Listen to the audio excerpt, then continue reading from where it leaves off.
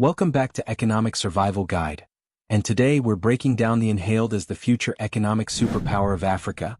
Nigeria had all the right ingredients: oil, trade routes, and a massive workforce. But instead of leading Africa's growth, it's now facing economic collapse. So what went wrong? And can Nigeria still rise to its full potential? In 2011, economists predicted that Nigeria would be the fastest growing economy in the world by 2050. And for a while they were right. The country saw rapid growth, became an oil powerhouse, and started building a diverse economy. But then, everything changed. Since 2014, Nigeria's economy has shrunk drastically, losing nearly half its GDP. So what happened? Was it corruption, foreign investment, or something deeper? Today we're breaking down what led to Nigeria's decline.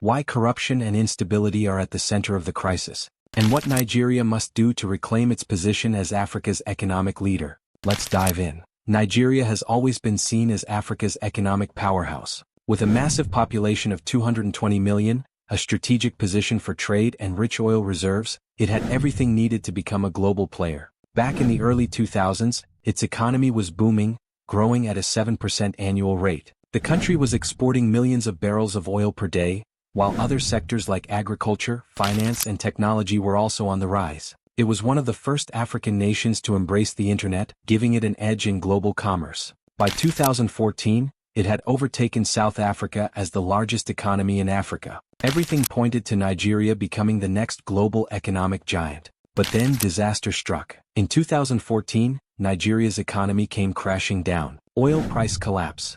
Nigeria was too dependent on oil, which made up 87% of exports. When global oil prices fell by 44%, it exposed the country's lack of diversification, corruption, and poor governance.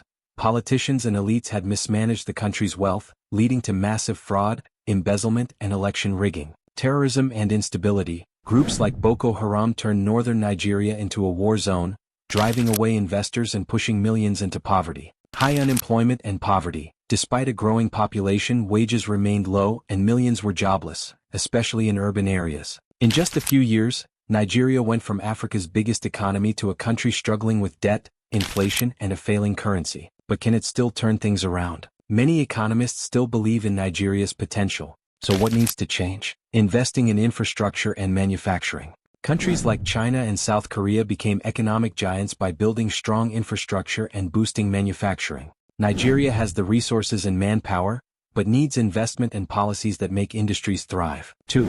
Reducing oil dependence. Nigeria can't rely on oil forever. It needs to diversify its economy by investing in technology, agriculture, and renewable energy. 3. Tackling corruption and strengthening institutions. Without good governance, Nigeria will keep losing foreign investments. The government must enforce anti-corruption laws and ensure fair elections to regain trust. 4. Creating jobs and fixing education. With over 60% of its population under 25, Nigeria has a huge workforce. But without education and job opportunities, it will continue to suffer from poverty and brain drain. These changes won't be easy, but if Nigeria makes the right moves, it could still reclaim its position as Africa's true economic leader. If Nigeria is looking for a model of how to turn things around, it should look at Indonesia. Like Nigeria, Indonesia was rich in natural resources, struggling with corruption and instability, dependent on oil.